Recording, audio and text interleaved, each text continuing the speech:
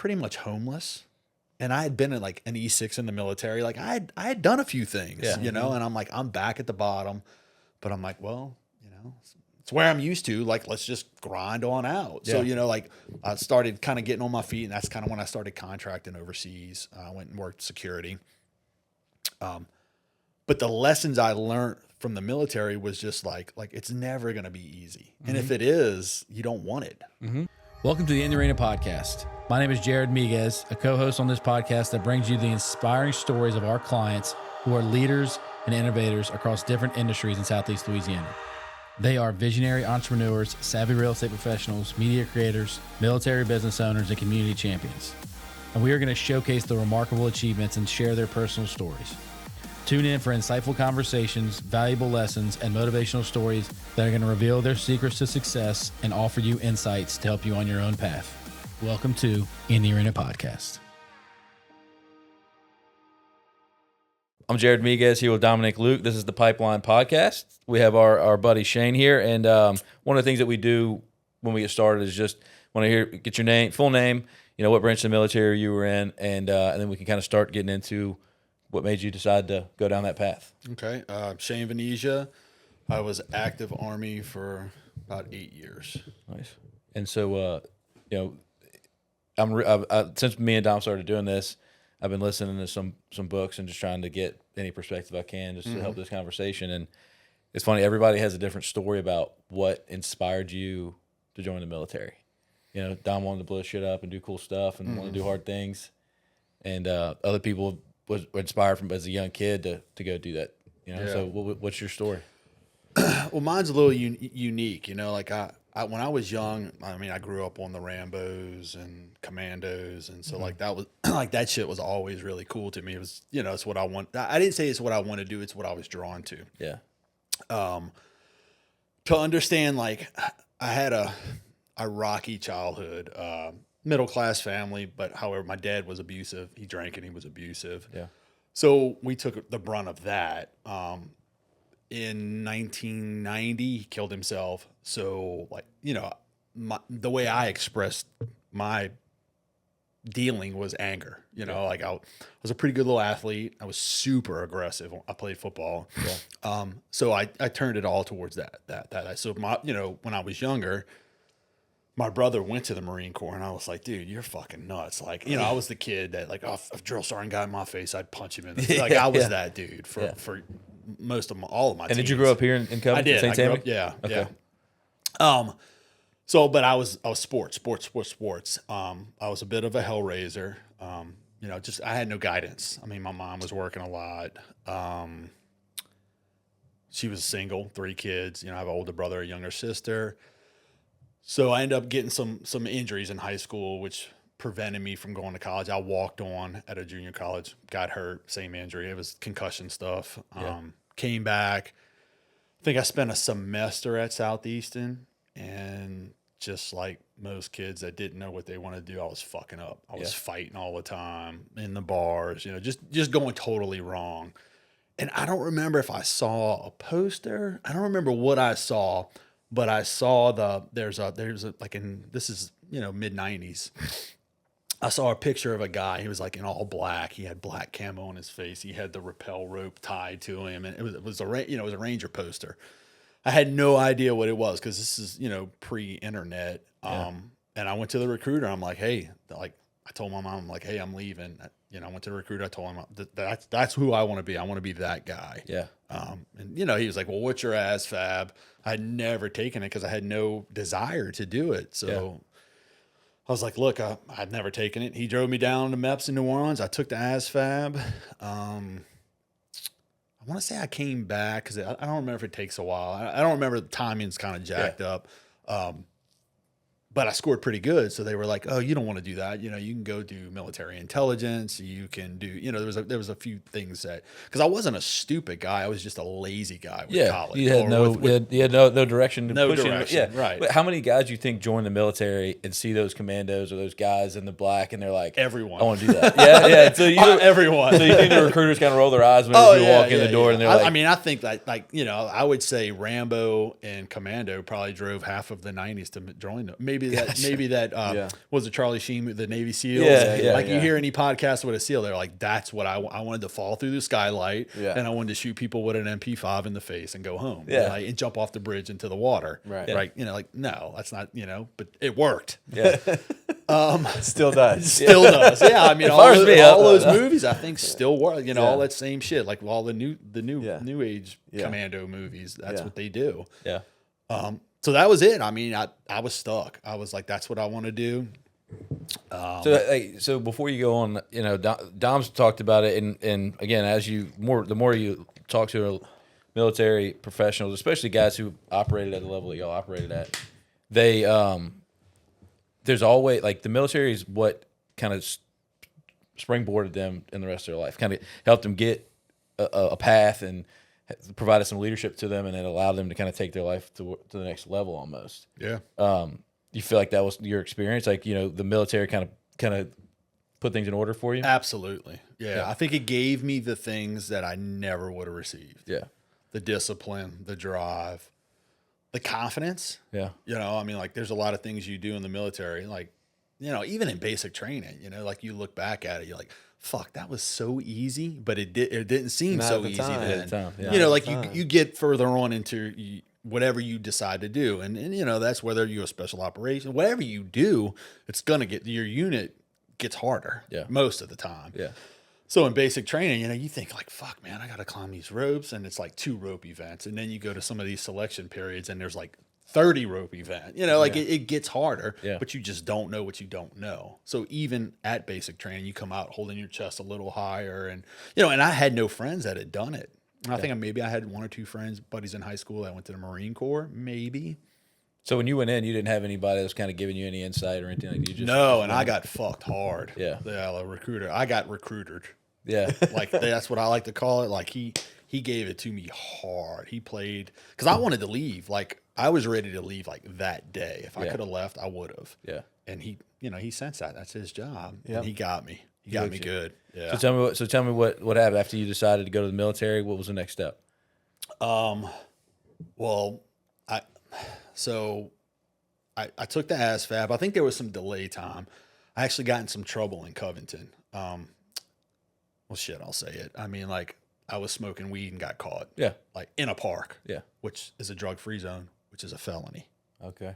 Which we didn't know, you know. Just trying to find a quiet place. Right, yeah, and it was quiet. Yeah. It worked. But they knew it. Somebody told, because they knew us all by name. They caught us all. It was a big, it wasn't a big thing. I mean, hindsight now, looking back at it, like, they were like, they wanted me to write a sworn statement, for lack of better terms. I mean, they arrested us, brought us down. No parents were called, nothing. Mm-hmm. I don't even know if they read us our rights. Mm-hmm. And they have us in a room, and the whole time I'm like, fuck, I'm not going to be able to leave. Like, you know, this is a big deal. And they're like, all right, we need to write. And they're doing the good cop, bad cop. Hey, such and such is saying you're a drug dealer. And I'm like, such and such is a fucking liar, because I never even bought drugs. Like, you know, like, I can't be a drug dealer.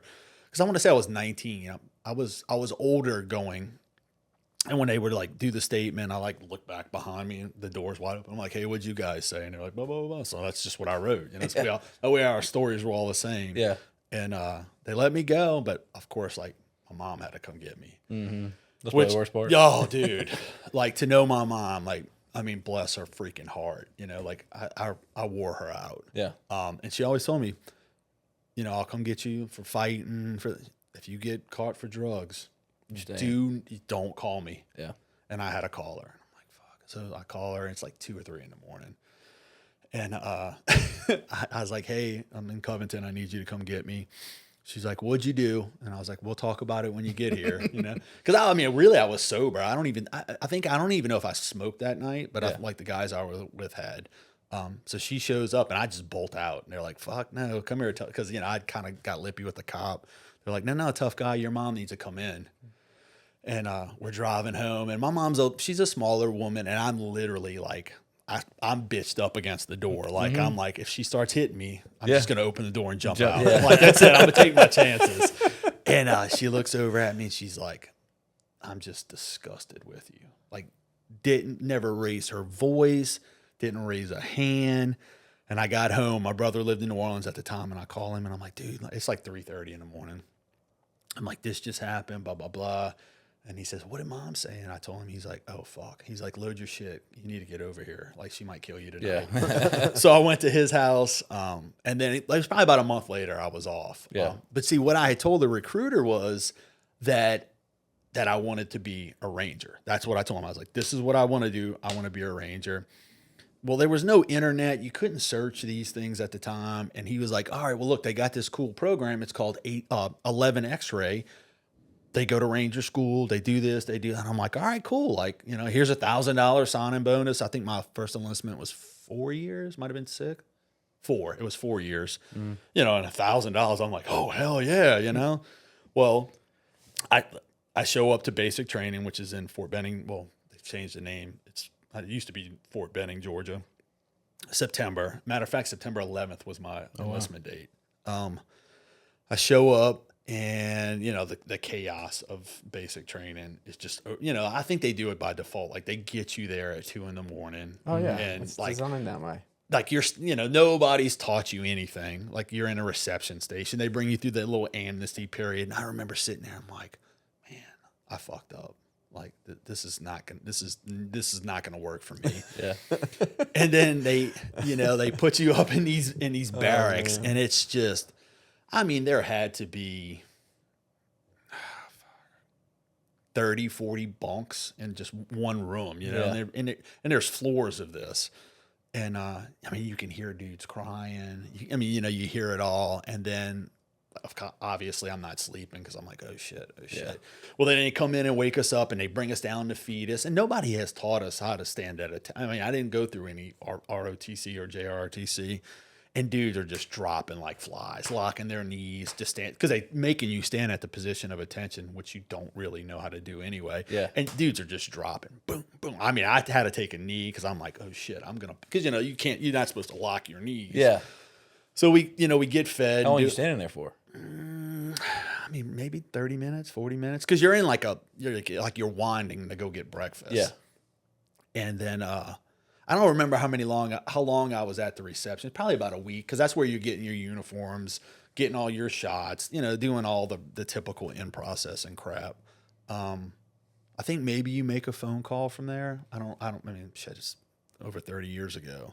But I do remember the cattle truck showed up, and they're like, all right, hey, all you guys that are, you know, this group, you load up on these cattle trucks, and you have all your shit, all your ruck, your bags, like everything you're going to have for basic training.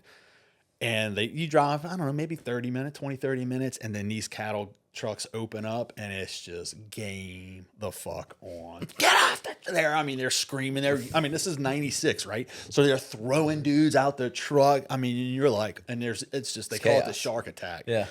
Every drill sergeant's out there and they're just screaming at you. And I remember, man, like, dude, if you're listening, I apologize. Like, we're standing at attention, and there's a little bitty guy next to me, and you know you're holding all your stuff. So, like, he's, this guy's this little, and I just put all my shit on him because I don't want to put my shit on the ground because and then as soon as they run over, they start yelling at him. I straighten back up. They smoke his bags.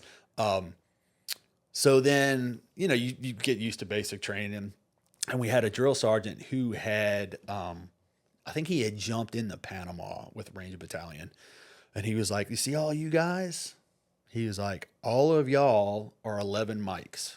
And I'm like, the fuck is, like, I don't even know what that is. What, are you speaking English right now? Like, what are you saying? No, I'm to an me? 11 X-ray. And dudes like, and then there's probably been a few weeks. So like you get into the point where sometimes when you're shining your boots, maybe they'd come over and make you feel like a half a human being and talk to you. And I overheard him talking to one dude about 11 X-ray, which means 11 series is infantry. So they have 11 Bravos, which are what you think about when you go infantry. Like the airborne guys jump, foot, like marching, all this stuff. Then they have 11 Charlies, which are mortarmen, which are infantry, but then you get trained specific on mortars. They had 11 hotels, which I don't even think they have them anymore. And they were a tow gunner. So they're like shooting a wired missile. Yeah. And then they had 11 mics where were Bradley guys. So essentially you were in a fucking tank. So they're telling all of us we're 11 mics. And I'm like, no, I'm going to Ranger school. Like, no, I'm not. And he's like, no, you're going to be in a tank. And I'm like, no, I'm infantry. Like, I'm not telling him that in my head. Yeah. So I'm like scrambling. The first phone call, I call home and I'm trying to get a hold of a recruiter. I'm like, dude, what the fuck? Nothing. Silence. So, yeah, I love recruiters, dude. I got it. I got recruited. Well, I'm gonna tell a story about basic training. So I had this one drill sergeant. Like I could always run pretty good. I was a bigger dude, but I could run pretty good. And they would do like ability group runs. So after your PT test, if you ran from this time to this time, you were in group 1, this time to this time, group 2. So you couldn't sandbag workouts in for PT. Yeah. Well, I was in ability group run.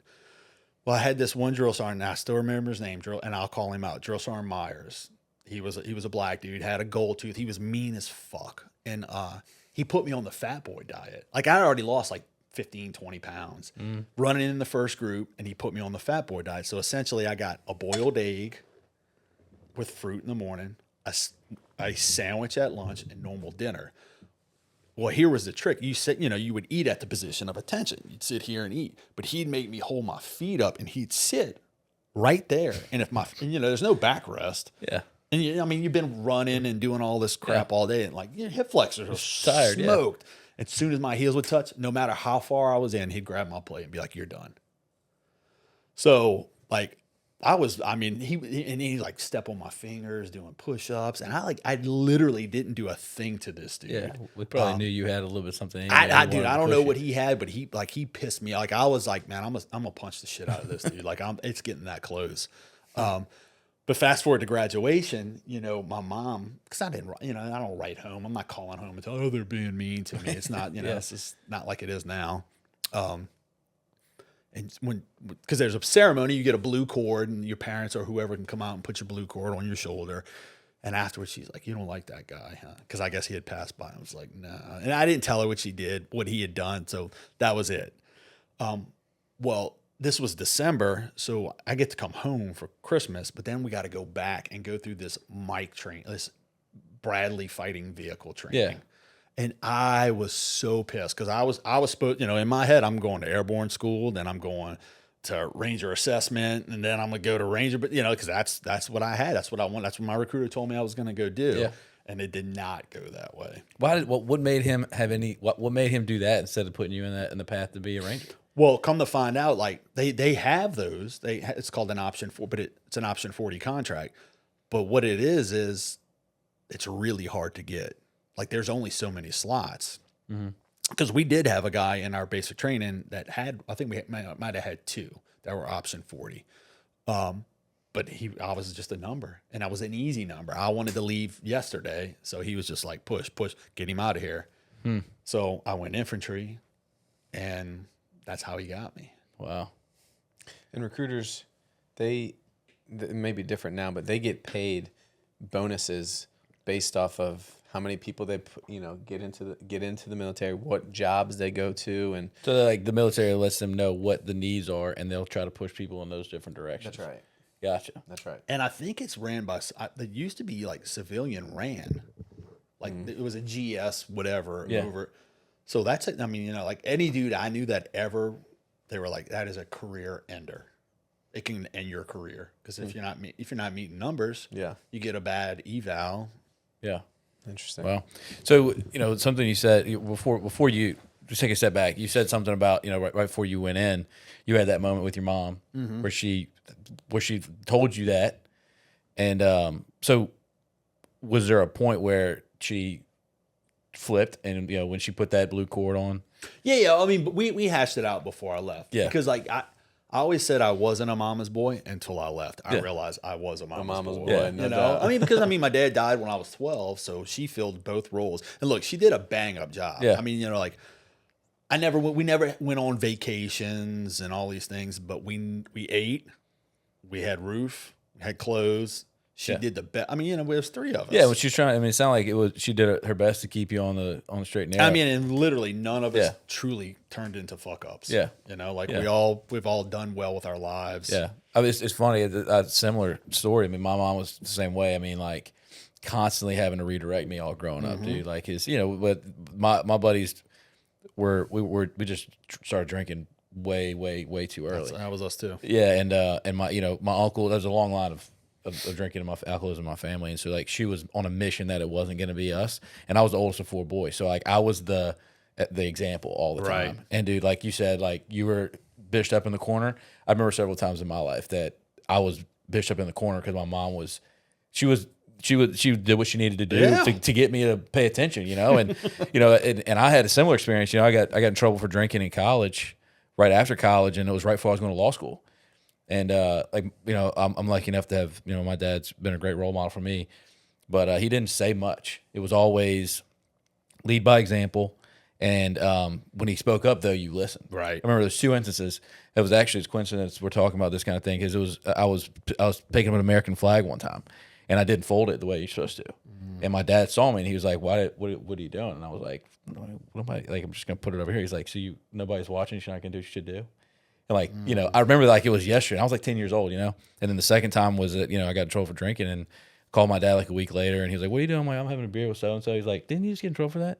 You might have a problem if you can't put it down after getting in trouble for that. And like that day, quit drinking for a whole year, all through my first year of law school, which is the only reason why I was able to put my head down and do law school, because I would have been distracted otherwise. So anyway, I think, there's and I'm sure, you've similar stories with your parents, No doubt. It's holding you interesting accountable. how much alcohol plays into our decision matrix as we grow up. And look, all that stuff that I got in trouble, there was alcohol before that. Yeah. Like we were drinking and then Yeah, we went. it all was a part of it. Like, Always. yeah. Always. Well, I mean, obviously I don't have the story that you guys do, and I didn't do the things that y'all did, but it's almost like it was my way of pushing the envelope, pushing the limit, and then going to law school and doing things, and it was always trying to do things that were extreme or maybe like pushing the line, and because and then they kind of played into the way that I live my life within the red, the yellow and white lines now, but still.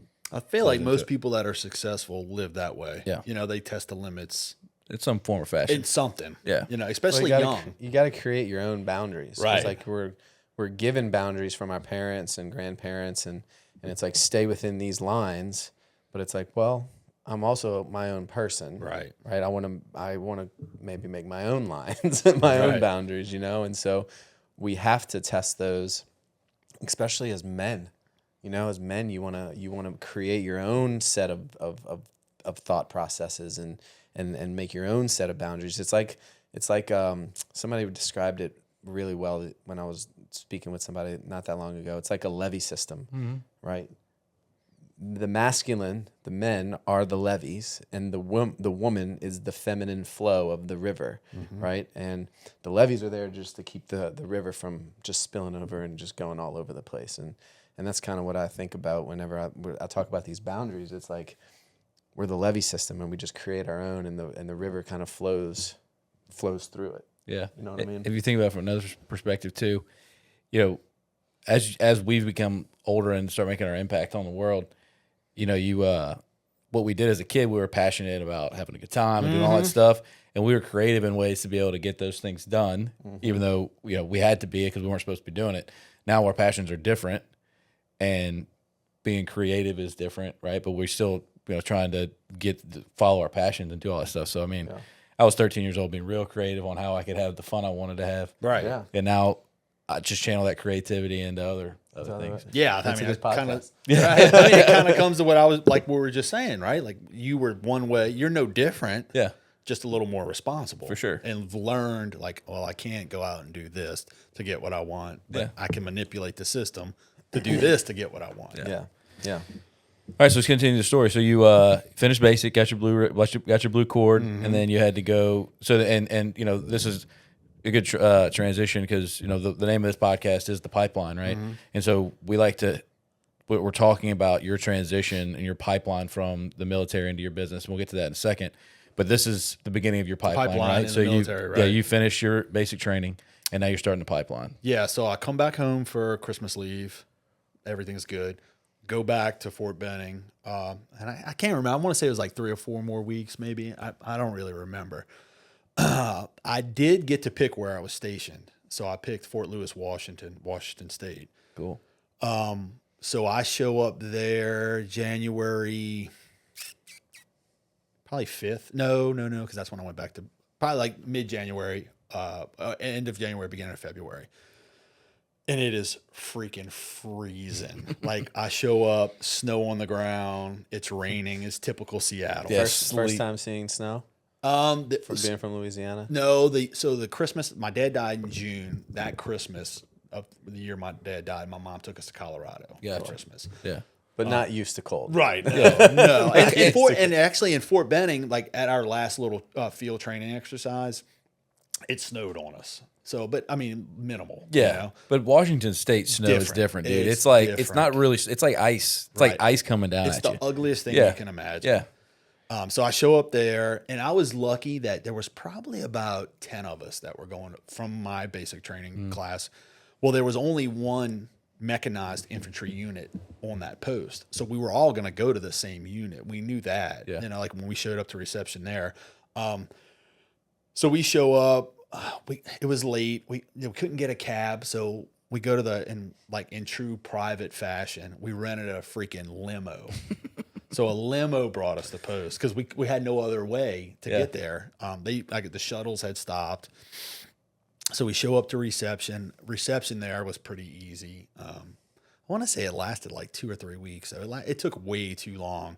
So we would go out and rent hotels in Seattle and get in a little trouble. I mean, drinking and just going out. But when I got to my unit, like that's where it kind of changed. I got to my unit and I remember I was like, I freaking hate this place. Like I'd call home and I'm done. Like, fuck this. I mean, we were probably in a room maybe double the size of this, and 3 dudes were living in it. We, it was shit. They told me I was going to be a driver, and I'm like, no, like I'm infantry. How? Well, I call home and I'm telling my mom all this, and a friend of ours, friend's dad was some congressman or something. So they get me a hold of him, and I'm like, hey, these guys have lied to me. This is what they're saying. And I'm like, I don't know what I don't know. Yeah.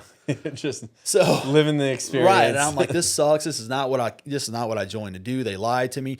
I'm a driver. I gotta check this I'm sitting in a motor pool, checking vehicles, and they're doing stupid shit like I didn't know they check the armor. So I'm walking around with a hammer tapping on the armor. They're like, the dude, total dicks. They were like, hey, get an exhaust sample. So they'd give me a plastic bag and they'd vroom, vroom, and I'm trying to get exhaust. Oh my Just the gosh. typical I ended up doing the same stuff when I became a leader later on. Well, I'd already talked to this congressman. So one day at PT, early morning, we got to show up, of course, 30 minutes early, and everybody's sitting in back of the company sleeping, and I hear them yell my name. So I walk in there, and you can tell they don't really want to fuck with me too bad because they're like, dude, this kid must know somebody. They're like, hey, explain to us about this Ranger School thing, and it's it's a E7 and a lieutenant and a captain. My company commander's in there. And I'm like, oh shit! I hadn't really talked to these guys because at my level, you don't deal with that level. So I told them what happened, and I think they wanted to be like this motherfucker, we're gonna smoke his ass, but they couldn't because they were kind of worried because a congressional letter had come down. Damn. Yeah, which is a big, come to find out, it's a big deal. Yeah, somebody's getting their ass chewed. Well, they ended up explaining to me, we'll send you when you're ready. You're not ready. You don't know what you don't know.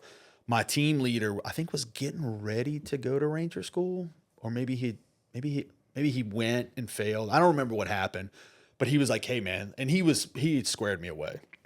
Took really good care of me. He's like, dude, you're not ready. If you go, you're just going to fail. Yeah. You need to get trained up on certain tasks that you don't even know you're how to do. So when he explained it, I kind of sat back and kind of did my job. Yeah. And then after that, I took off. I was like, well, if I'm gonna be a driver, which comes to my childhood, I'm gonna be the best driver I can be. Yeah. I'm gonna drive this bitch like I stole it. I'm gonna take care of it like it's my baby. And that's what I did. I was, What were you driving? a Bradley, a tank, essentially a tank, an armored tank. Well, it's an armored personnel On tracks and everything? Yeah, tracks, which suck because you throw track. Track comes off, and guess who's got to get out there and fix it? Yeah, me and my. So it's a driver who's normally the lowest ranking guy. You'll have a gunner, which is my gunner was an E4, and our Bradley commander was an E6. So that was our crew, And then in each platoon, there's 4 vehicles, 2 in one section, 2 in another. So you got your platoon sergeant and his wingman, and then your platoon leader and his wingman. So we were the platoon leader and his wingman. Yeah. And we did some training deployments, and I had fun, but it was like because after you drive so long, you can get an award, like your badge, your driver's badge, right? Yeah. And I guess that's kind of a big thing for that company or for that MOS. And I was right there, and then I flipped a Bradley, like totally flipped it in a training area. They tried to get me in trouble, but my commander actually took care of me. Yeah. He was like, no, he can't see, because you're driving, and there's like night vision's like this big, and there's a periscope, and it's like in the 70s. You can't see shit. Yeah. Like all you're looking at is gray. So I'm like, hey, I can't see. Tell me when I need to go left. Tell me when I need to go right. Like, and we were going up a hill, and he was like, left, and I couldn't catch it, and we just probably fell about 30 feet. Damn. Landed on our side. Damn. Luckily there was nobody in the back, because we're strapped in. Yeah. But they came. So when you say driving this thing, you're just taking directions. Yeah, I mean, during the day you can see. Gotcha. Because like in the day you have multiple ways to look around if the hatch is closed. Yeah. But if it's open, and a lot of times you drive with it open if you're just training. Yeah. But yeah, I flipped it bigger than shit, and they were gonna try to do a loss statement of loss, or a damage statement, and take my money essentially. And he was like, no, it was my fault. He did exactly what he should have done, and he actually said, he was like, if he hadn't reacted so fast, maybe it'd have been worse, because we were following a tank, and those, they can go different areas that these Bradleys can't. Yeah. So I did that. And then the unit actually ended up becoming the first unit in the military to become a medium brigade. So they took the Bradleys and got rid of them. And then we were field testing all these new. It was General Shiseki's. It was his baby. The Army had never done it, so they were pretty much going with the idea of a tracked vehicle on wheels. So like we field tested the lavs that the Marines use. We field tested a few Canadian vehicles. Cool. But at this point, I was no longer a driver. Like I had already kind of transitioned to being on the ground. Like I took we went to the National Training Center in California, and it was me and 4 guys. And I think I was an E4 at this time. And they gave me a squad, which is like unheard of. Normally it's an E6. Yeah.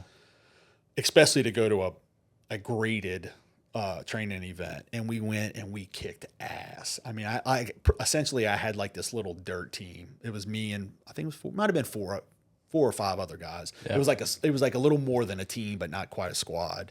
And I mean, these dudes busted their ass for me. I mean, like we ended up winning like the hero of the battlefield. It was pretty cool. Like for what a little team could do. I mean, we kicked some ass. Yeah. So that kind of helped me. And then they had some like team leader courses come up. I went for that. They had like, and I'm just kind of fast forwarding. Yeah, like, What year are we at now? We're probably like 99. Yeah, 2000. and this was like what, 4 years in? No, like 2.5. Okay.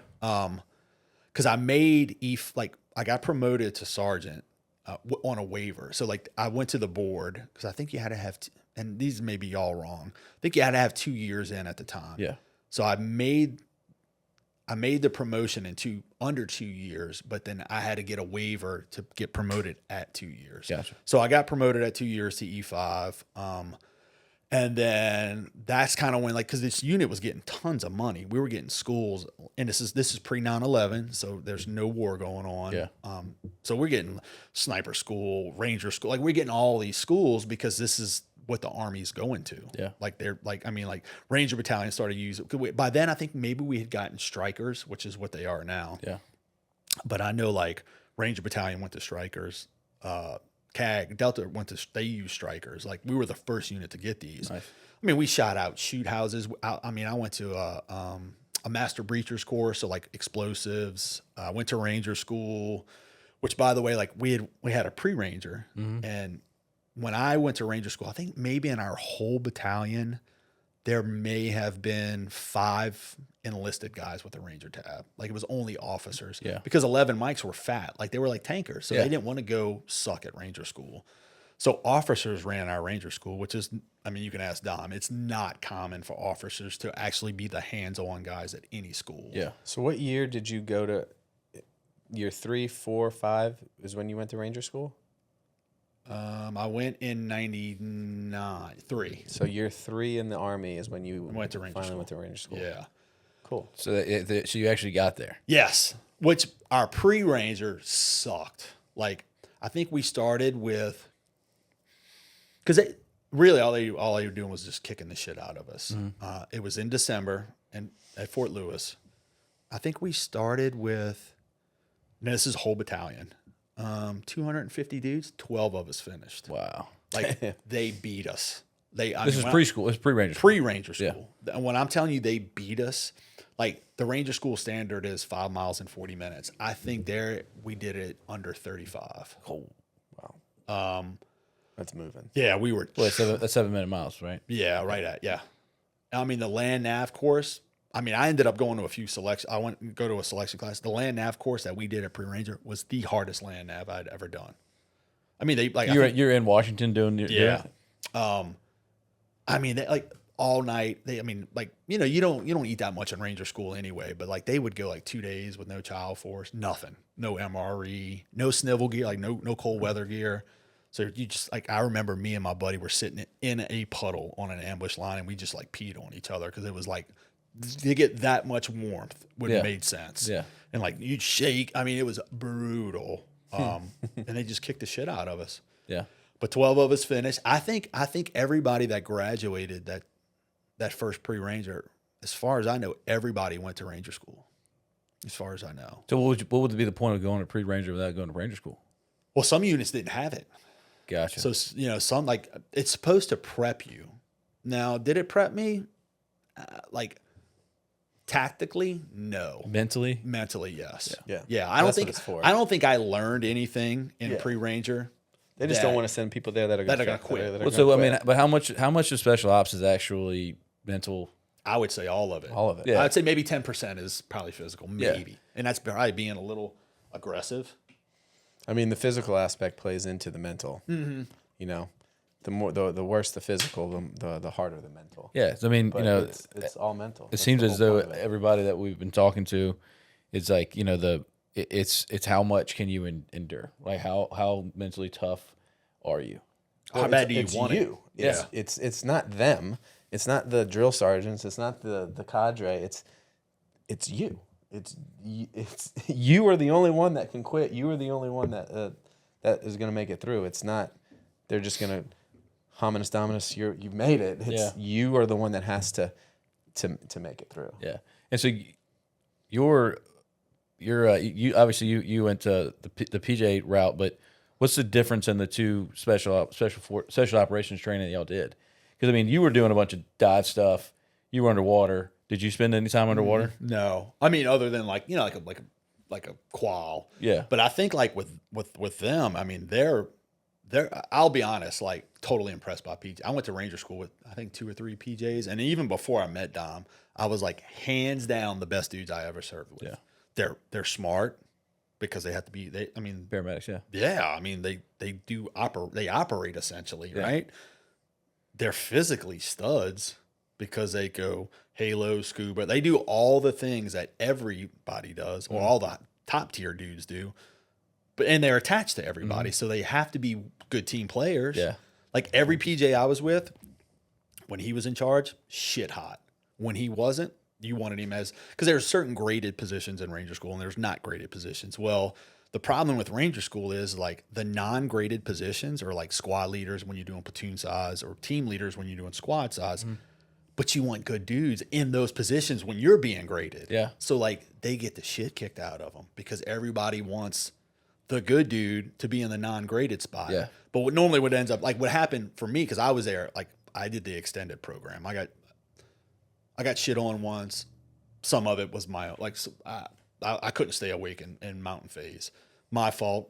I fell asleep everywhere. I probably got some dudes some no-goes because I just couldn't stay awake.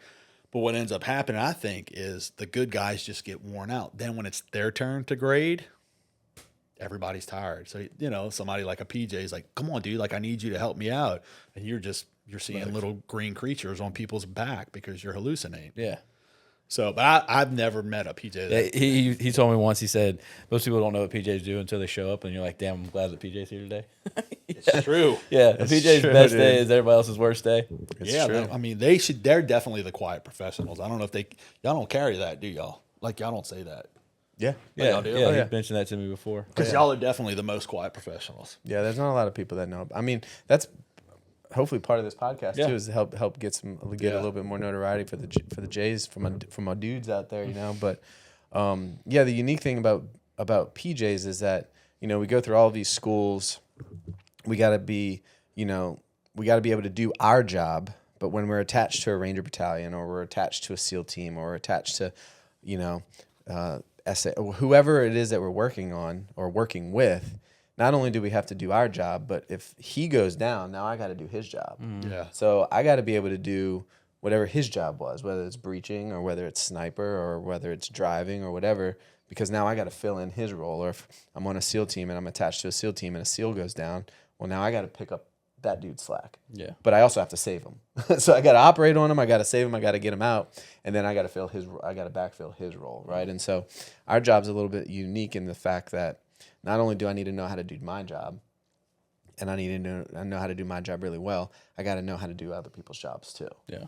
Did you decide to take off your black shirt because we're wearing black today and you wanted to be different? I wanted to switch it up a little bit, man. He's He like- told me to wear. He told me to I wear did. I that. said I usually wear black, but today I said why. I was like, let me wear just let me mix it up a little bit. So, so when you were, there's drivers in it that are Rangers, right? So that was your role. No, so at this point, I was a team leader when I went to Ranger School. Okay. Team leader / squad leader. Like I was kind of going back. I was filling a role, sometimes both, sometimes only one. When I came back from Ranger School, because I was there for a while. I started in class 900 and I finished in 1100. So you can do the math. Yeah. When I showed back up to my unit, like half of the people that were there when I was there had left. So a whole bunch of new people had come in. And so I had my whole squad was new. Well, actually almost like half of my platoon was new. So like my squad leader I'd never met.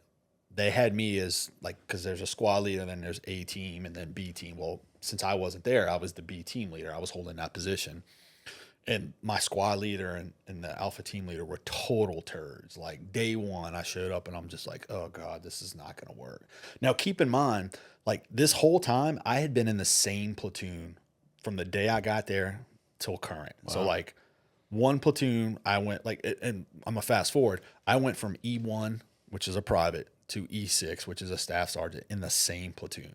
In Big Army, that's unheard of. Yeah. Because they were just locking people down. And then so I went to my platoon sergeant who I knew. I was like, hey, this is not you're going to have to get me out of here. Like, I can't do this. Like, I can't work with these guys. Not because I feel like I'm better than them. I'm just like, I've been here too long. Yeah. Like, I need to leave. Well, we kept the team leader, but they made him the Bravo team leader. The squad leader actually did some really stupid things, so he got relieved. So I took squad. So now I'm like, all right, I can I'm in charge. So I can kind of make this happen. And I did that for a while. I did that up until I made E6. And then, well, let me back up. Before I made E6, 9/11 happened. And they were like, we're not going. Like there's, and then they were doing all this stupid shit with the recall, like 2-hour recalls, like get back to the unit, wheels up, and they're doing all of this. And we just know we're not even deployable. Like why are we doing this? Yeah. Like, let's go train to get deployed. And because that's essentially what we all wanted. Yeah. When you say get deployable, you mean go train for that environment. And then go to Afghanistan. Yeah. Like, I'm dudes like us. Why we're here. Right. Like all we're doing is practicing. It's game time. Yeah. Like they attacked us. Like, let's kick some ass. Yeah.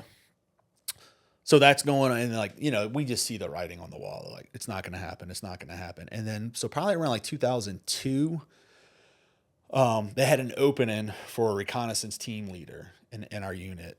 And I wasn't an E6 yet. So a buddy of mine who was my platoon leader, he went and took the platoon. He went and took the recon platoon. He's like, hey, look, I want to bring you over here come, you need to come to try out. So there were certain criteria that you had to have to even be able to go. And there was 36 of us, and and it's all E5 and E6. We all show up, and it was like a 2-day course. There's pretty much like a PT test, land nav course, like all the normal stuff. They did a board interview because they had the platoon leader who wanted me. Obviously, he brought me. The platoon sergeant was kind of because he brought one of his boys, and then the other 2 team leaders, they were all in the board. There's one spot. One spot. Well, I ended up getting it. Nice. But the problem was you had to be E6 to be there. Well, I was E5 promotable, which means I'd already made the points. Yeah. I already been to the board. So now what we're waiting on is for just my unit to, like my company, who I had been with from E1 to E6 essentially, to promote me. And my first sergeant and the company commander call me in, and they chew my ass. We're not sending you. You're unloyal. And at this point, I'm like, are you fucking kidding me? And I told them, I was like, I've been here for my whole career, 1 to 6, E1 to I haven't left this platoon. Like, you've been here for a year, and my company commander I still talk to. Yeah. I was like, you want to go back to Ranger Battalion right now, and you're giving me shit? I'm like, I'm trying to improve myself. So they fought it. Well, then I put a packet in to go to a selection course, and then that's when they promoted me and sent me over there. So I sat at the recon for about 2 years, and then I went to a selection, hurt my back, came back, and then they were just I was bitter. I was dating this girl. We were pretty serious. She was pushing for me to get out. Yeah. And when you're hurt and you can't do your job. And, I think I got down to 170 pounds. I mean, my back was jacked. They medevaced me out. So I got out. And then that would have been 2004. We'd already went into Iraq. So then I left, and then the boys leave. And I'm like, motherfucker. Man. So that's how it always happens. That is how it happens. But, I got out. I stayed in Washington for a little while. Me and that girl got married. Mm-hmm.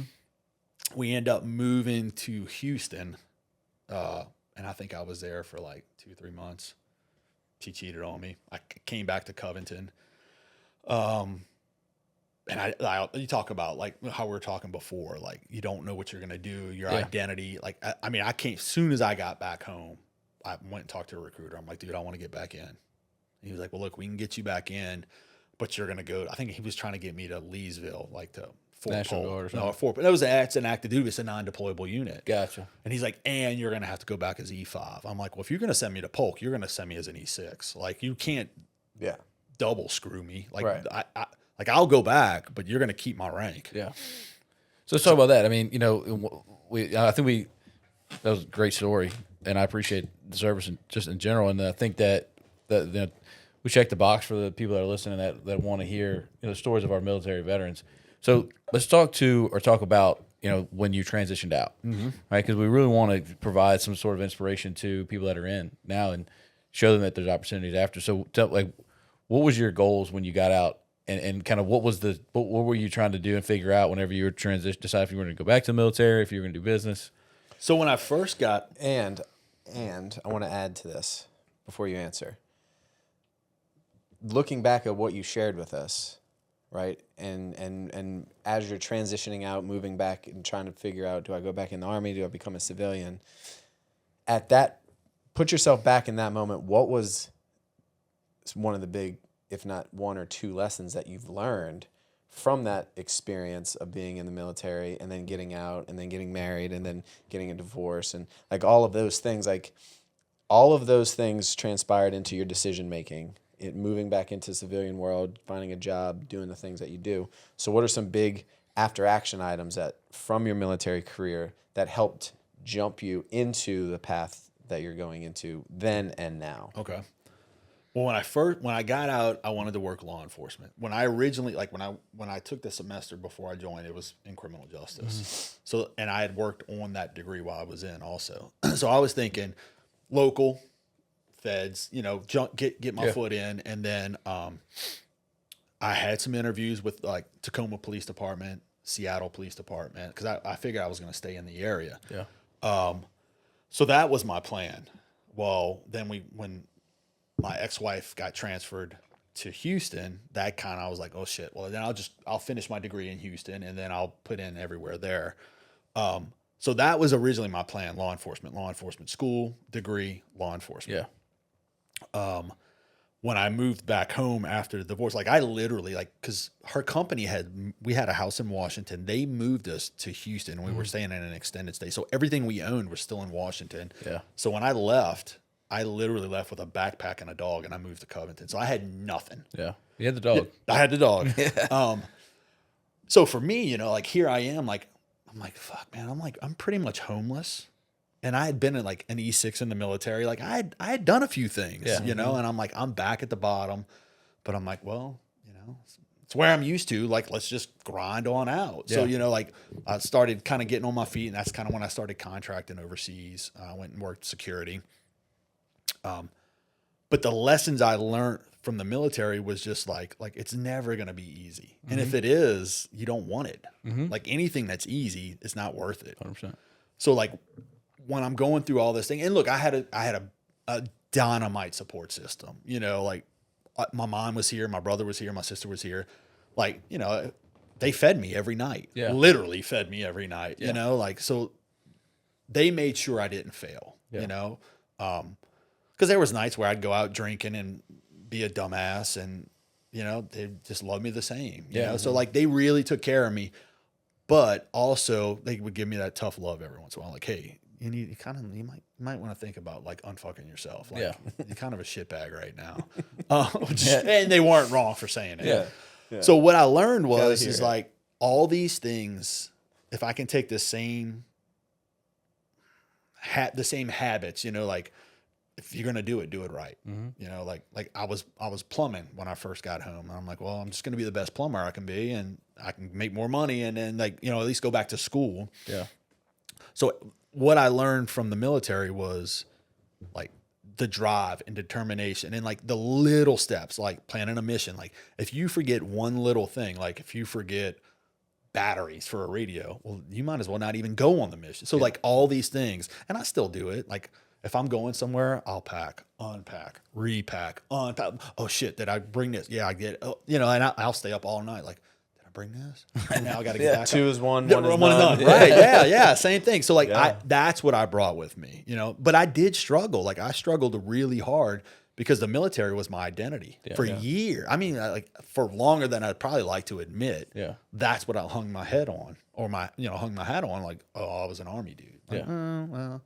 Yeah, everybody's got a story. Yeah. I mean, we've talked about it a couple of times about, you know, what there's like something in your life that, and I say this all the time.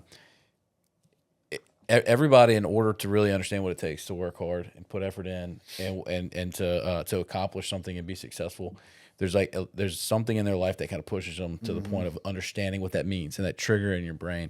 And he talked about, you know, he passed the paramedic exam in PJ school, and he called his dad, and during his pipeline, he called his dad, like, there's nothing in the world that I can't do after I pass that test. I did the same thing when I passed the bar exam. It was like, I called my dad and I said, there's nothing on this planet that I can't do if I want to after passing that test, because I didn't like school. I wasn't particularly good at it. I mean, I'm a halfway intelligent guy. I passed the bar, but like I did not like it. It was hard. I had to, every day I had to get up and force myself to sit down and study.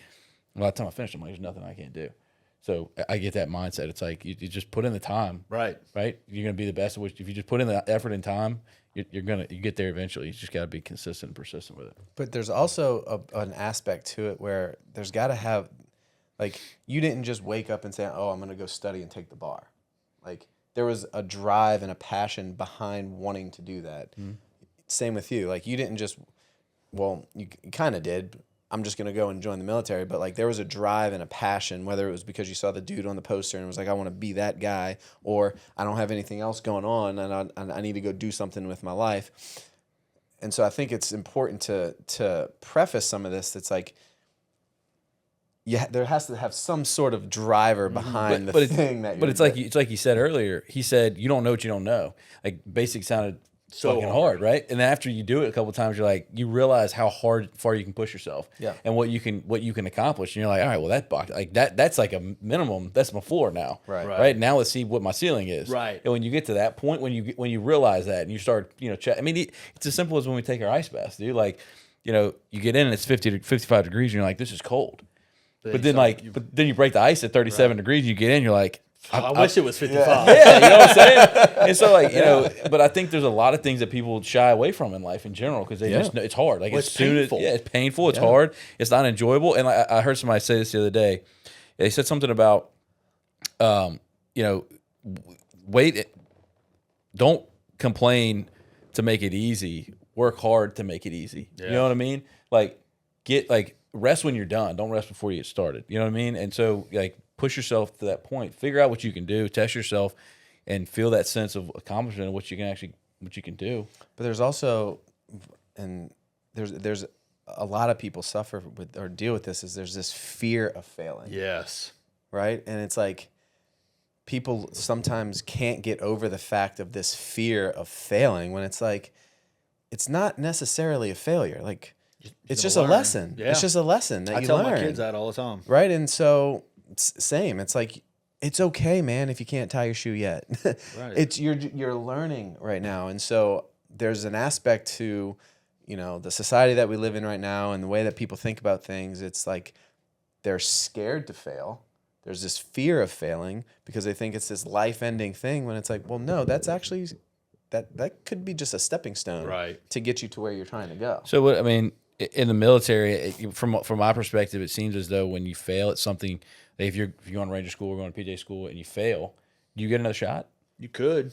Well, it's interesting to bring that up. So in training iterations, you train to failure, meaning you train so hard, so fast with your team on certain iterations, you are trying to find the failure point because that's your weak point. Right.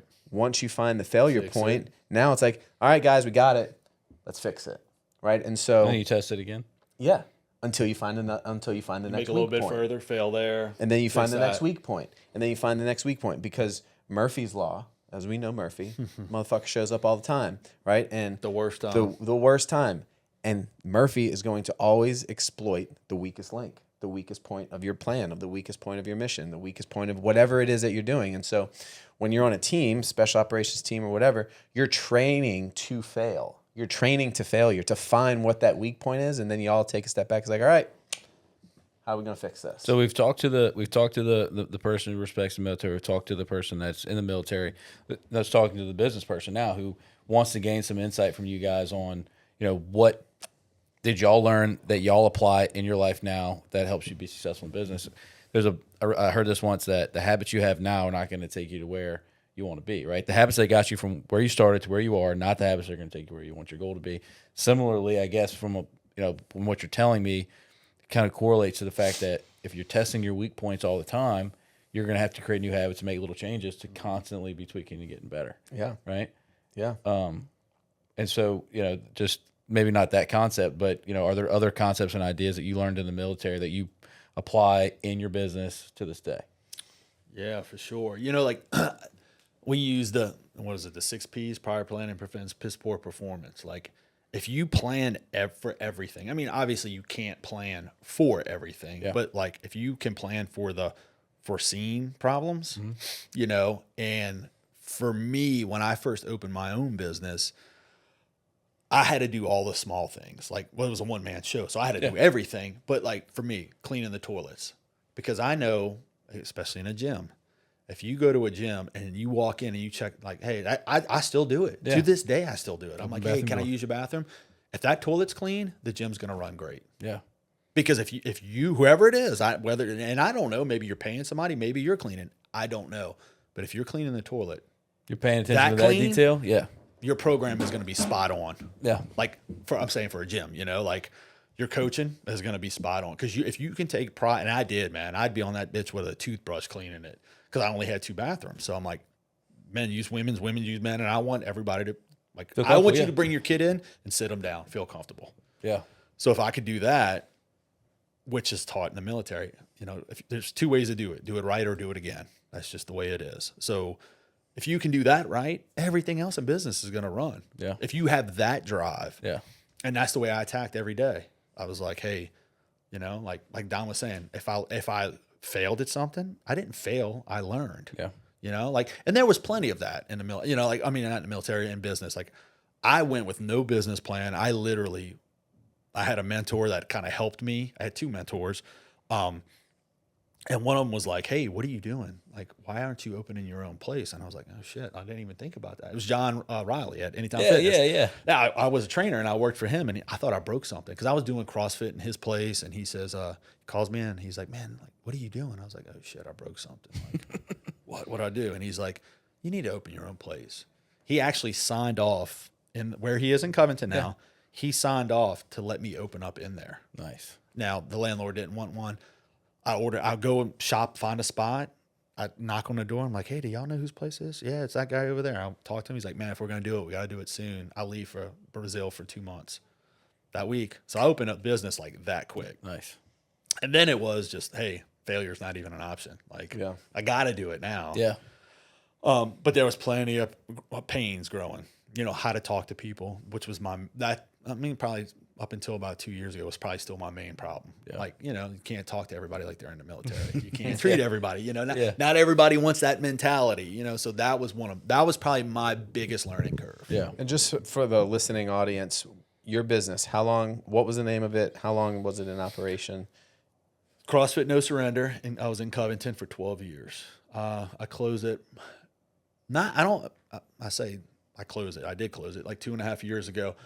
And it wasn't because it was doing bad. Like, I feel like I was doing, it was getting bad with COVID, and that's probably a whole nother podcast. But it was just a decision my wife and I made to close it. It was taking up a lot of time. Yeah.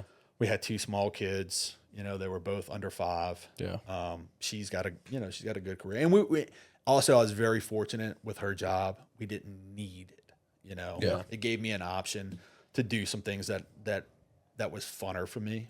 More fun. Yeah. Yeah. The fitness world. Yeah. The fitness world's it's a hard world to make. And it's money. cutthroat. Yeah, it's cutthroat. I mean, everybody's trying to be the cheapest in town, and whether the programming is good or not, and they make false promises. I trust me. My little brother, you know my brother. Yeah. He's no longer in the fitness industry right now. It's hard. Either, but yeah. But I mean, literally, I loved going to the gym. It was a fun place to go work out. And I mean, you know, just there definitely was a level of, you know, the floors were almost, I remember walking in, you had just cleaned the floors before a workout. Like, you were like always on top of keeping the floors clean. You had that big machine, you would walk around the gym. So it was a fun place to train. But yeah, that's awesome. You know, what did you say? Do it once. Or you do it. There's only 2 ways to do it. Do it right or do it again. Do it right or do it again. That's a good one. I like that. I tell everybody, I don't think I made that up, but after 3, it's mine. Yeah. So like, if I steal something from you, I'll give you credit 3 times. After that, I owned it.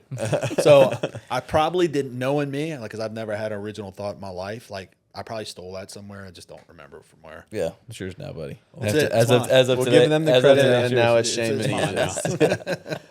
But going back to your question was, what did you learn from your military career that you brought into business? You know, we've already kind of talked about failure, but recently for me, one of the bigger ticket items is the building of a team. Mm-hmm. You know, and for a long time with my business, with, you know, my wife and I's studio that we have in Covington, it was just her and I. You know, and we were trying to operate this yoga studio, her and I, this little mom and pop yoga studio, and it was really, really hard. I mean, we have 3 small kids, and we were not able to. We were so in the business, you can't grow outside of it, right? And so that's when we started to really start looking at, all right, we need to bring people into this team that are in alignment with what our mission is, right? And are looking to move themselves and our brand in the direction that we're all trying to go, right? And, you know, when it comes to special operations world, the team is that. Yeah, you're not doing anything. You're not doing anything on your own, right? And if you and your team are firing on all of the same cylinders, you're jumping out the plane at the same time, you're landing on the PI at the exact same point, you're you're running through the shoot house and you're not saying anything and you're being able to, engage all the targets with nobody like when your team is on point and everybody knows their roles and everybody's firing at the same cylinders, it is a smooth fucking thing to watch. It's kind of cool to watch too, though. Oh, dude. It Like, is when the you coolest. see it, It like, is the like, damn, best. these dudes aren't like, whether it's whatever it is, like they're not even talking. Dude, we did a training mission up at the FBI shoot house up in Quantico. And it was a 2-week-long course of just myself and my team. And it was from day one to the last day. We went from a little bit of whispers every now and then to the last day.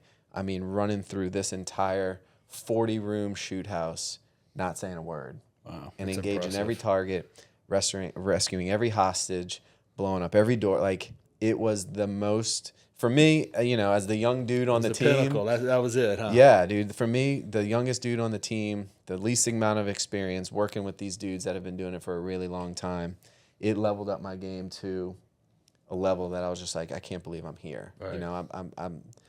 It was a really humbling experience for me to be able to not just be there and witness it, to be in the fucking part of lines it. doing it. Right. Yeah. You know what I mean? Yeah. To be on the line doing it with these dudes, like these dudes that I thought about my whole life, like, oh my God. You think about these special operation guys, and it's like, wait a minute. I'm I'm doing it. Yeah. And it was just a really cool experience. And so, like, thinking about business and taking that concept of the team aspect of it, it's building the right fucking team. Yeah. Right. And finding the people that are meant to be on the team to move the mission forward. Which whatever is the really organ is. hard to do. That's right. It's Well, so I mean, really hard to in the do. military though, I mean, they're helping you weed out people before you even have an opportunity to. Depends on where you are. Where he was, yeah, for sure. There's some units that turds will just sit, Yeah. and they'll bounce around, and then maybe they get kicked out. But you see, yes, but going back to business, right? In business, you have the ability to build your own team. Yeah. Right? It's like special operations. Yeah, you have the ability to have a selection process. Right? Yeah. Here at Arena, y'all use the DISC assessment, right? Other organizations, they just use interviews or whatever. And so, as we're talking to the business owner here, it's looking at your team and is the team firing on all cylinders as well. Yeah. I mean, I mean, from our process, we put people through, like, before we even interview somebody, it's a DISC assessment. Yeah. Because we want to know whether you're going to fit the personality or Right. the role that you want to be in, right? And there's not a right or wrong personality, but there's a right or wrong personality for that position. Right. Right. You're not going to put a salesperson sit behind a computer all day. It just doesn't make sense. So before, and in some instances, the position is dynamic enough that we can look at somebody and be like, this part of it you will struggle at because of this part of your assessment, and this part of it you'll excel at. You just need to be aware before you start, and we're going to try to help you put some things in place that are going to help you get there. And then after we decide to hire somebody, we have a 90-day trial period. Everybody's on a 90-day trial period where you come in every 30 days. You have an assessment with us, and we kind of go over where you're at based on the job that you signed up for, which make everybody sign a sheet of paper to say this is the role that I want, and we hold them accountable to it. And we have a way. Everybody has a number. Yeah. And everybody has a number that they have to track every week. If you're not hitting your number, we're going to talk about why. And if we feel like you should be hitting that number and you're not, then we're going to have some more conversation. So, Well, there's a similar tracking in the pararescue community anyway. It's called the OJTs, on the job training, right? And so when you first get put on a team, you have a book. It's this big of items that you have to now go get proficient at, right? And when you're not deploying, you're home training on that book, and you're constantly upgrading your skills. And so there's a tracking to you becoming a better PJ or a better ranger or whatever it is, because it's on the job training, and those task items is what helps you get promoted from a team member to an element leader to then a team leader to then a team commander to then a team sergeant, so there are processes put in place to ensure that said individual that just joined the team is doing what he has to do to get to the next level to be. that's interesting. OJTs? Yeah. I found that, like, when I had the gym and I think there was a point where I had like 6 or 7 coaches. And this is something that I learned in the military. Like when I was a reconnaissance team leader, my job was to write the op order, to plan the mission. Now I had an assistant team leader that would help me with this. Yep. But when I first took over, now even the dudes like the lower enlisted guys that were on my team, they were all selected too. Like nobody just came. Yeah. Like everybody that was in that platoon was selected. Yeah. So for me, I'm thinking, well, if these are specially selected guys, I'm not going to treat them like the guy, that doesn't want to be in the Army. Like this guy wants to be in the Army. He wants to be here. He wants to be better. So I'm going to treat him that way. So like when I took over this team, I was like dudes were like mumbling, talking. I'm like, fucking talk. What do you want? Yeah. Like if you don't want to be here, let me know. Like, cause the other guy before me ran it with like an iron fist. He was just a kind of a dick. So one of the things I learned is like when I would work the plan, I'd bring in everybody. I'd be like, hey, this is what I want to do. What do you got? Like you're going to be walking with me. You're going to be carrying the radio. You're going to be so have some input. One of our values happens to be legacy, and I know legacy is important to you. Right. And I know you've been thinking about that a lot. So tell me about that idea of legacy and what you've been doing lately to work on that. Like I said earlier, I was fortunate enough to get a second chance through some help with friends and then some things that I went and did on my own. And, and I battled legacy for a while, like, because I was thinking when I go, it's it. Mm-hmm. I've been kind of a selfish, insecure little boy my whole life. Yeah. So now what I'm doing is, I realize my legacy is what I'm giving to my kids. I can't be seen. Who I'm being here, actually being present for them, not just being at the house. Because we have a rule at our house: when we get home, phone goes away. And it's hard because it's who we are nowadays. So we've worked on that. Now I have a sauna and a cold plunge. I do that religiously. Nice.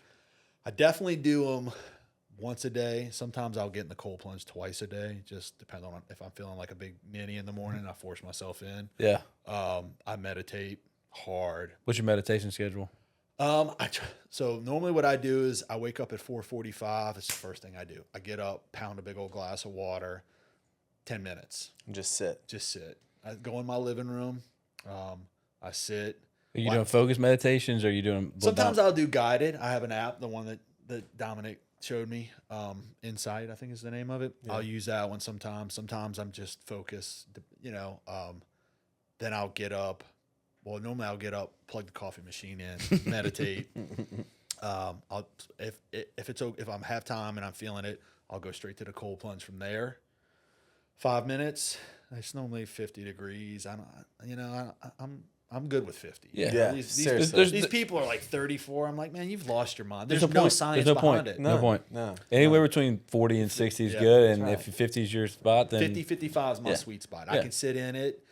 I'm not miserable. I can work on my breathing. So I normally get up, and then that's when I'll get up. I'll have my coffee then.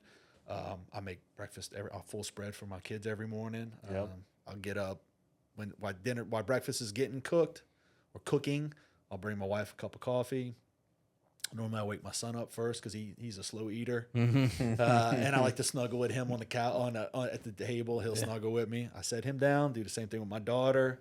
They're eating breakfast. My kids are spoiled. I'll put their clothes in the dryer so they put on warm clothes when they wake up. Damn, that's awesome. And then normally by then my wife's coming in, and that's how the day starts. Nice. What time are you working out? Optimal time for me is about 10:30. Yeah, like 10:30 to noon. Depends on clients. And get some grub after that. Yeah, I know, and I do. Like I try to fast a little bit. It's just I'm 46. I gotta keep the diet tight. Yeah. Depends on clients. I'm in the middle of building a gym at the house, so that'll help me a lot. Nice. Because I still kept a lot of stuff. I'm sure from the gym. Yeah. So that's pretty much it. That's what I do. That's awesome. Yeah. One of my buddies taught me.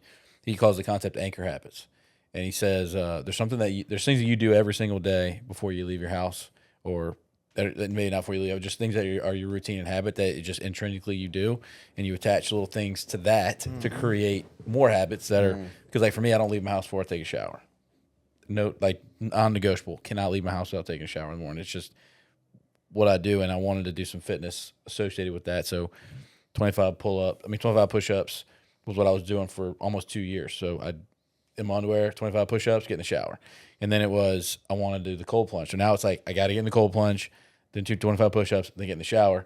And now I've got 200 pounds on a barbell that I leave in the garage. So it's cold plunge, 25 push-ups, 5 deadlifts, I get in the shower and I go. So There you go. trying to kind of add on to my routine with that. But I got to put the And meditation a first. 10-minute meditation. The Daily first. meditation. You will 10 not minutes. regret it, man. He beat me up for years about it. Yeah. I didn't beat you Not up beat me about up. it. No, he didn't. Come on. He pushed it hard. How about that? I Yeah. He's been pushing hard for me for a year. But because what it is he knows it works, and he knows, I mean, he's been doing it. He knows how it works. Sees the benefit. My wife is like, she sees the difference. Yeah. My kids see the difference. Yeah, that's awesome. Nobody's up. And when you talk about legacy, that's what your kids see. Like when your kids see you sitting and meditating and seeing the change that happens from you just by sitting down and being quiet, like when they see that helps them build up their processes, for their sure. practices. I agree. I mean, my wife and I mean, not my wife, my daughter and I go do yoga together. that's right. That's right. We have a kids class. That's awesome. And she'll come and take the kids class. That's a plug. But dude, it's crazy. yeah. I mean, and like I told you, legacy is an important word for us, and it's something that we live up live up to our business and at home. Unintentionally for me too. I don't talk about it enough probably, but legacy is important to me and my kids. But it's so easy to leave a legacy for your kids, either positive or negative one, because they'll do they're watching all the time. All the time. Like I started doing the push-ups when my son was in the room, and he's 18 months old. He gets on the ground while I'm doing it, and I'll drop that barbell on the ground. He'll clap for me, and he'll go grab the barbell. It's just like and I picked up the baseball, put it on the tee the other day, hit it off one time, and now he wants to play ball. And he's 18 months old. It's so true, and they're watching everything you did. I mean, my dad is in the process of leaving a great legacy, and it was all by just leading by example. So Yeah. well, cool. Let's wrap it up. We always like to give a shout out to the few sponsors that we have. They're growing. Yeah, we've dubbed a lot of them sponsors. And so I'm going to talk about 3 people today. First, Trey and Jacob at Pro Dreams. They own a sports memorabilia shop in Mandeville. They're a client of ours, and they gave us some of the artwork you see in the room. And they're a bunch of really cool guys. So if you like sports or like good art, they got a good place for you to go visit. And then Servio Capital. They're one of our good real estate clients, and they have a project in the city that's a condo that just got approved VA. And so I wanted to give them a shout out because That's awesome. it's a great spot. It's right next to the VA hospital. It's a great place for anybody who's going to Stennis or working on the West Bank, and it's a good investment for people too. So I wanted to make sure I gave a plug for them. And then the last is Lettuce Media, which is our video production company, and Arena Collective. Our purpose is creating environments for our clients and our employees to succeed. And so, hopefully this platform helps you out. Yeah, thank you for having me. And then furthers our purpose. Yeah. So, And then love more, Love more. Love more, baby. That's what we're doing in downtown Covington. Come and move your body. Come and connect with the community. And I'm going to give another plug out to Grit Performance Coaching, right? Because that's my other business.